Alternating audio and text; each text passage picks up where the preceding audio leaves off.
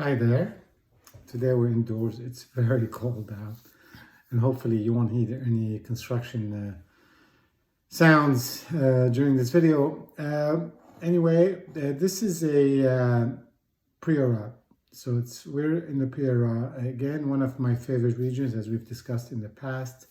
This is a wine by Martinet, and this is a Clos Martinet. So Martinet is the property. It was founded in the 80s by the Perez family. We've discussed before, basically with the Perez and the Barbier family. These are sort of two of the founding families of Priorat, along with Palacios from Dauphy and others. And so they're some of the people who have really invested so much in bringing that region back to life over the last 40, 50 years. We've had one of their wines before, the Camille Pesceroles. That's sort of their highest end wine, I think, the most expensive wine, and it's really primarily Carignan with 80-year-old vines. They basically, the way they describe some of their wines is their Pesceroles. It's sort of how Priorat used to be back right after the war, in the difficult times of the industrial sort of expansion and the revival of some of this stuff, and how things were more rustic and so on.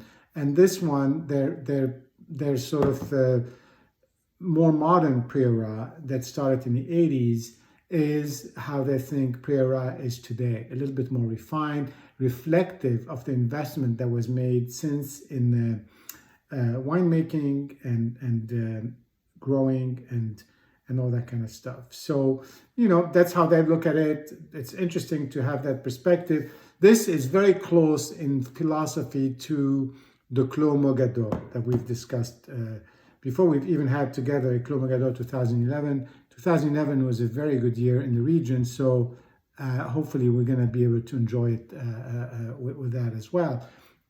This is also like Clos Mogador, a blend of Grenache, Carignan, Syrah, Merlot, and Cabernet Sauvignon. And so it reflects, again, some of the new varietals that were brought into the region as part of that investment. This is, but it's smaller quantities of the local varietals, if you want. So it's still primarily Grenache and Carignan. And it's, their first wine, interestingly enough, was 1989, which was the same as Clos Mogador. The first one was 89. Erasmus was 89. Mas Dauphy from the Palacios was also 89. So again, these guys all came almost at the same time and really made this region so much more sort of interesting and known than it was before. This comes from the hill of Gatelop, so kind of, again, same area from Clos Mogador. The vineyard is the Clos Martinet, so it's also the vineyard where all these varieties are co-planted. It's very organic, very natural. They've got other things going on there. They plant vegetables in between the vines, and they try to, they are as organic as possible. So they really, and the aging of the wine takes place in cement and large vats and neutral oak. It depends really on what goes on in any one year. So here we go. Let's look at it.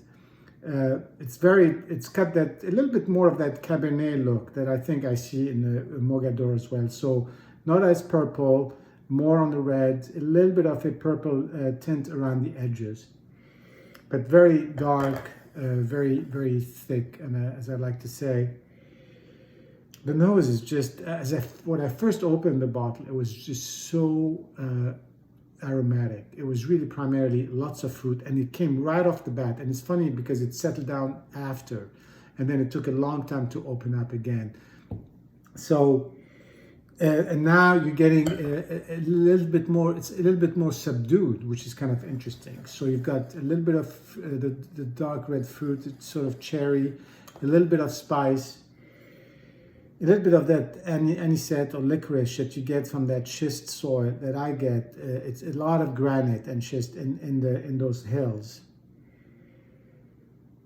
and a little bit of alcohol on the nose. And this is a 15% alcohol wine.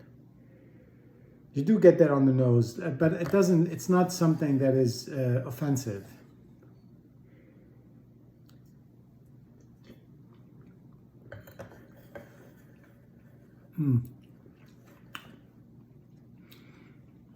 It comes really well together in the mouth, and it's really incredible because it's got that sort of restraint and reserve that you get from some of these really pedigreed Bordeaux, if you like, but at the same time, it's got some peppery taste to it. It's got that licorice note.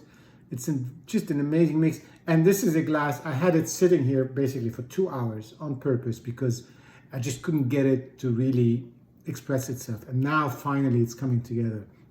And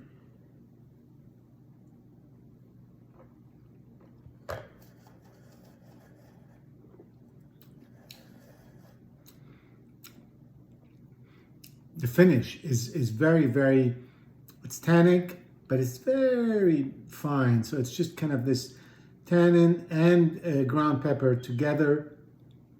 It's still some hint of, dark chocolate. It's still fruit in the front. It's just an interesting, very interesting mix. Very high quality harmony here between the different pieces coming together. And this is a wine that I think actually needs more time. It's funny because the 2011 Clos I felt, sorry, that it was really in its prime window. It was just really right there.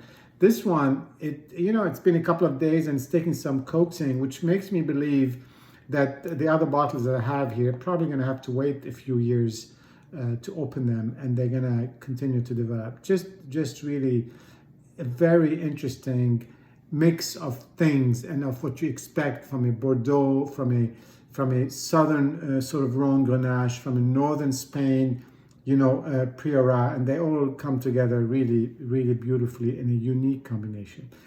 Cheers, and see you soon.